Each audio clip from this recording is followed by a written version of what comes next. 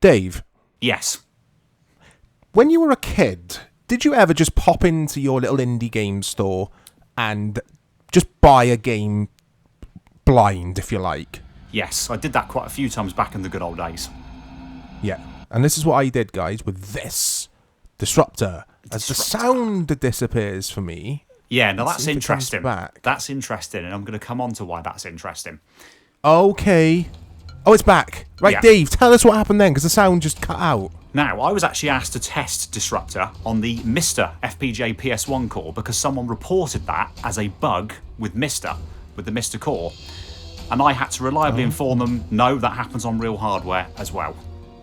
Okay. It's a bit of a strange bug with that FMV file. I'm going to turn that down a touch, guys. It's very loud in my ear. Yeah. I used to change that to light, because otherwise it feels crazy. Yeah. Okay.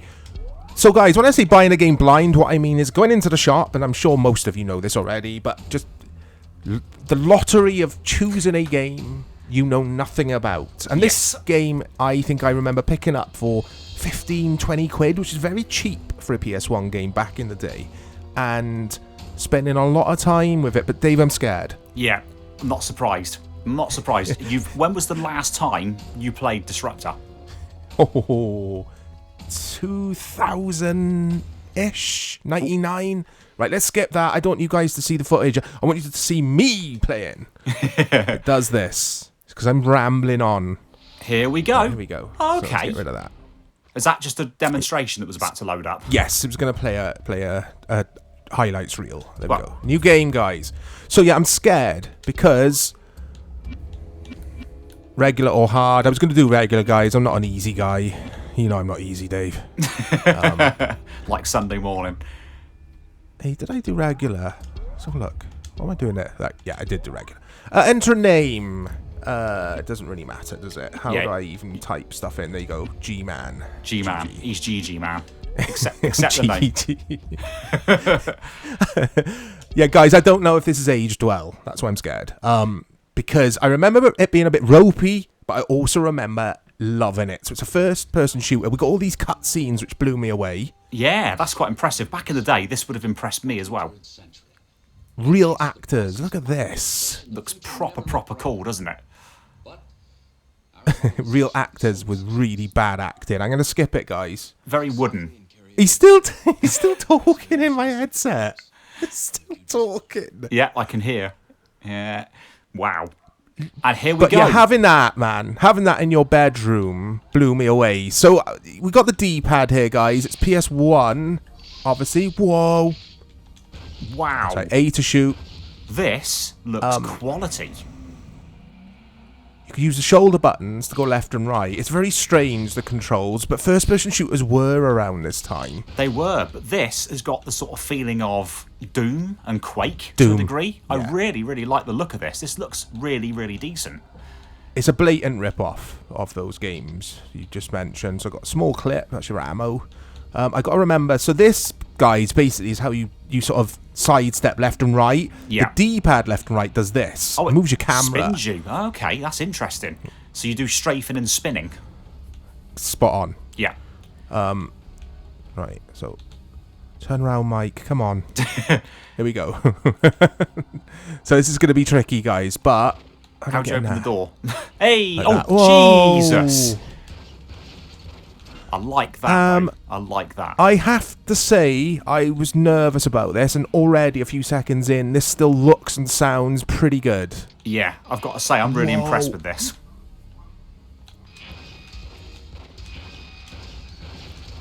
Those things are a pain in the arse. Developer for this game? Insomniac Games. Oh! Yeah, Insomniac from 1996, and this, of course, is the PS1 version. That's interesting. I didn't have a clue, mate, who was behind this game. And also, do you remember Mark Cerny? Yes, He was involved. Dude. He was involved in the development of this game.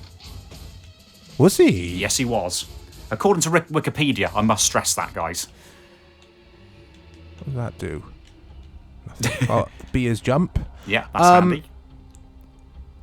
Yeah, this was one of those games that I don't think had a lot of fanfare. it would just kind of just got released. Yeah. Wrong button.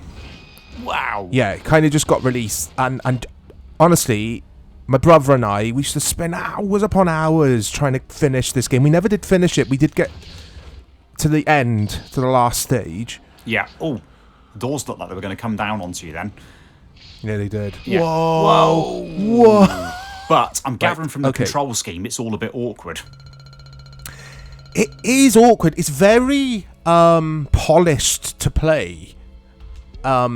It's just a case of me. There you go. There's the strafe keys. It's just a case of me getting used to it. I think if I got used to it, this game would be nice to play. It's not one of those games with dodgy gameplay control mechanics at all. Yeah. It's very smooth, guys. And this one was published by Universal Interactive Studios, who actually also published Crash Bandicoot. Okay. That's interesting. Two very different types of game.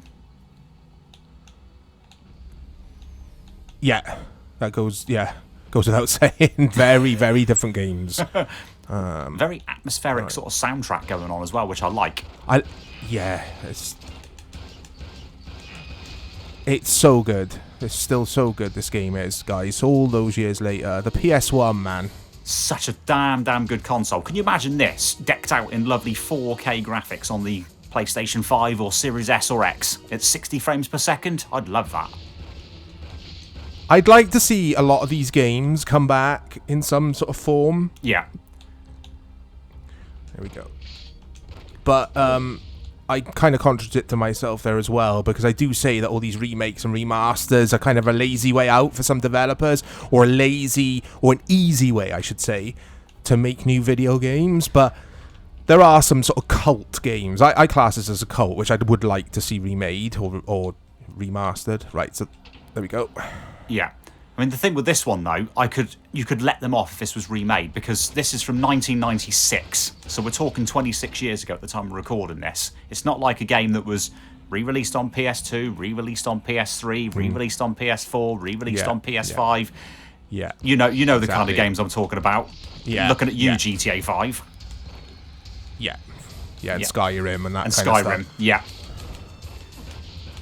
This would be a welcome game to appear in the same way that Quake, the original Quake, has got a new port as well, which is really nice.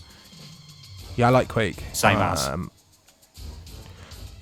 Right, switch way. Yes, atmospheric music. It's really Love cool. it. I might have. I said at the top of the video. I last played this 2000. I think it was actually earlier than that as well. Yeah. It was originally released in '96, so yeah. Yeah, I don't think I picked it up in 96. It would have been sort of closer to 2000. It would have been around 98, 99 was when I last played this. Like I say, I spent many hours playing this in my bedroom. And it's just full of good memories, guys. It was... You didn't have a lot of first-person shooters. Something's behind me, isn't it? I got 4% energy. Ah! Yeah, Dave, there wasn't a lot of first-person shooters around, I don't think. You still had your Dooms and your Hexens. They were around at this sort of time. I do remember playing. But were they both on of those. console? Yes. Sorry, I mean specifically they were on console. Yeah. Okay. Doom got released on the PS1 and the Saturn in '96, I think, as well. Might have been '95, as did Hexen. Okay, so I'm way off there, because these kind of games, for some reason around this era, I always just think were sort of PC-centric. They did usually come out on PC first, or you'd get a better experience playing it on PC generally. But Yeah. I would say the console versions were decent, especially the PlayStation version of Doom. I thought that was okay. The Saturn version of Quake surprises me, because that was done really, really well. Oh. That looks like something out of I'm Robot already Wars. down. It does, doesn't it? That circular saw on the front of it. What my issue is, guys, what I'm trying to do, like D-pad, like I've already said, is that, left and right. But what I'm doing when an enemy's cornering me and I'm panicking, I'm strafing instead rather than turning away for them. And I've got to get used to that, guys. You probably, unfortunately, won't see a lot of the game in this video, but it is what it is. It's old school. Yeah. Sometimes we'll progress, and sometimes Mike plays, and you'll see the first 2 minutes of the level. But, and sometimes the emulator decides to crash. Yeah, like it did with Retro Football last weekend. Yeah. Right, they're dead, guys. Okay, so... Oh,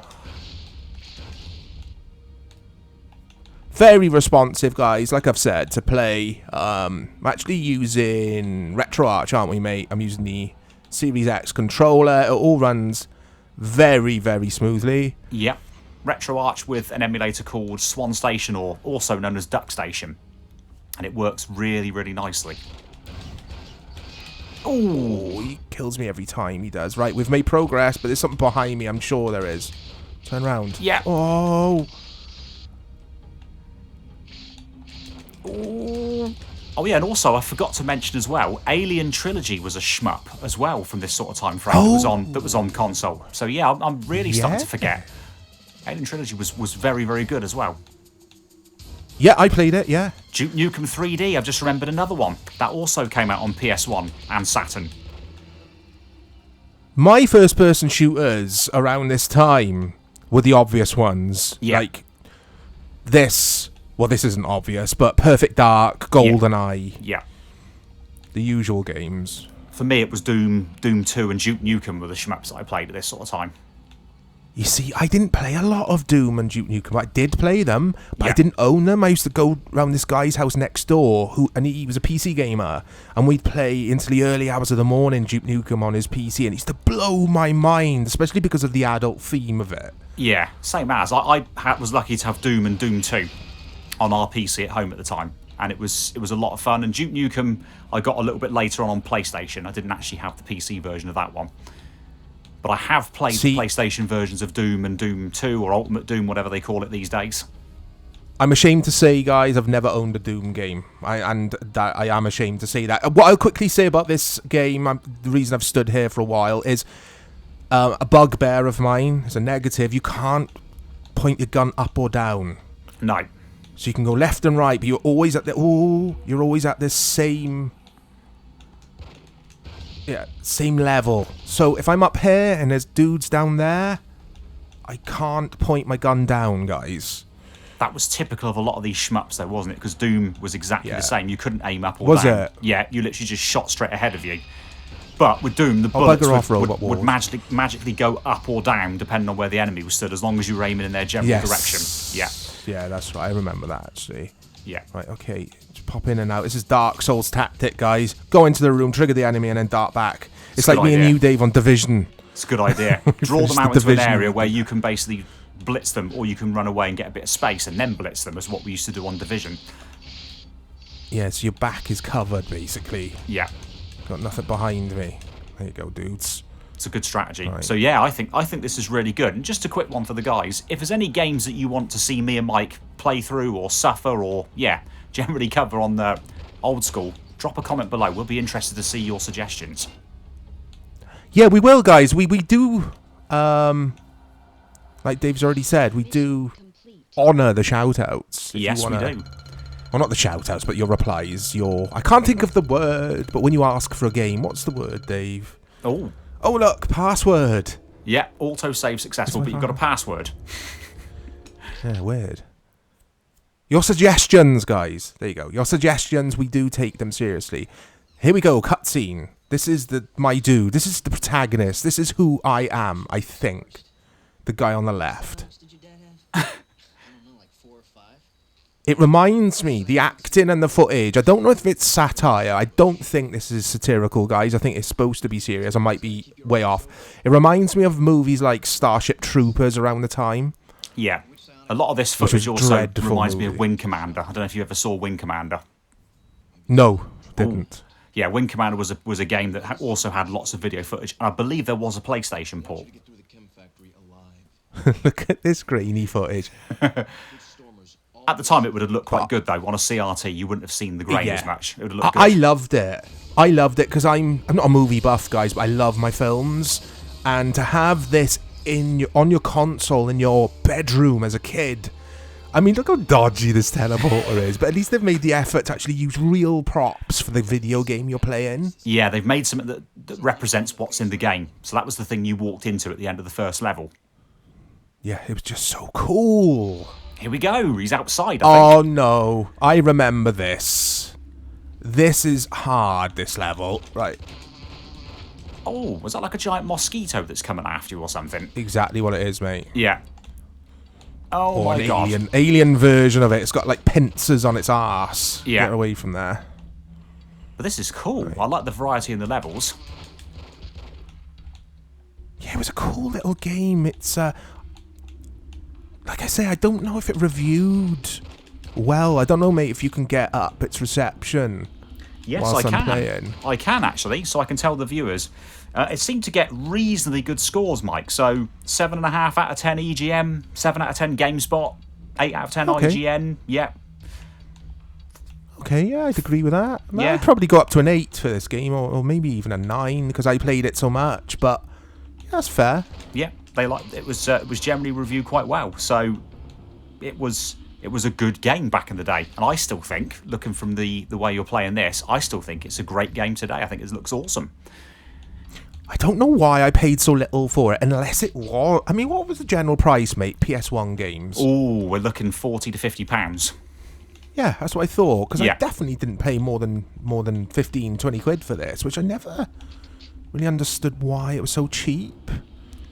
Unless, like you say, it was a few years after it came out, which is why you might have found it in the shop and it would have been cheaper at that point. Maybe. Good point, yeah. I maybe. did Right, the same get as that. you, though. Generally, if I went into an indie shop or, not a chain, I would buy a game. I would buy a cheaper game. I'd see one for £10, £15 and I'd buy it.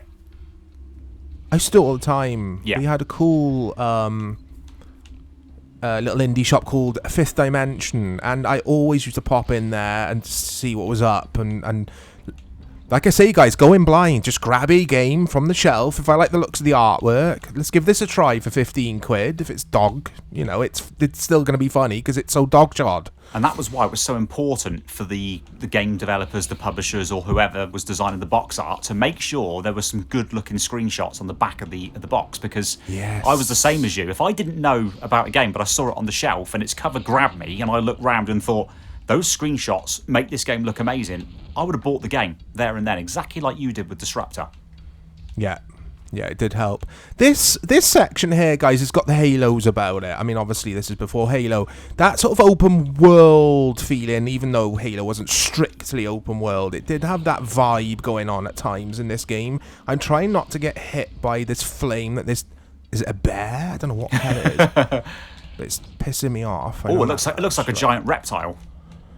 I think you're right. I want to use this new laser gun that I've got. You have to walk across that bridge, I think. Oh, there he is. Yeah, I know. I'm trying to cheese him, I am. That's my issue.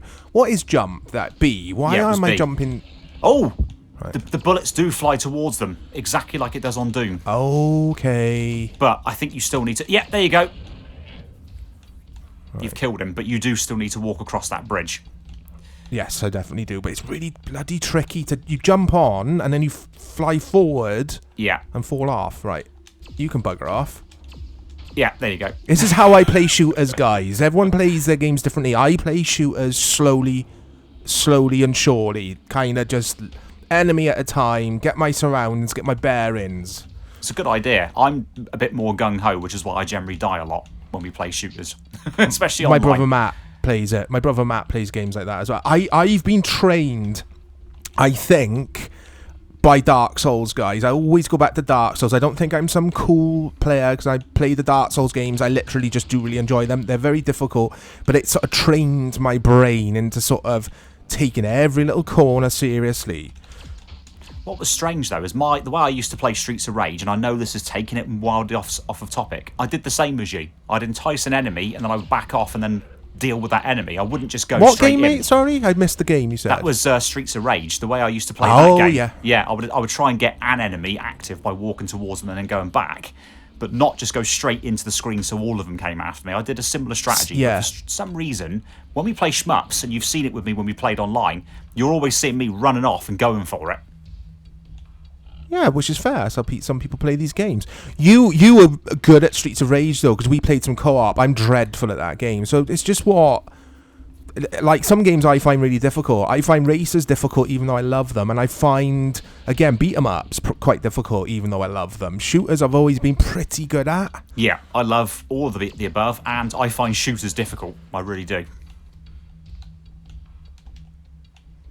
Oh, right, let's get that. Do I need that medi? Is it worth the risk? That's not. You've got 100%. I was going to say is that. You've got 100% energy. Oh, I have. Yeah, so you don't need it. I'm Sean Dychin, guys, 100% every week.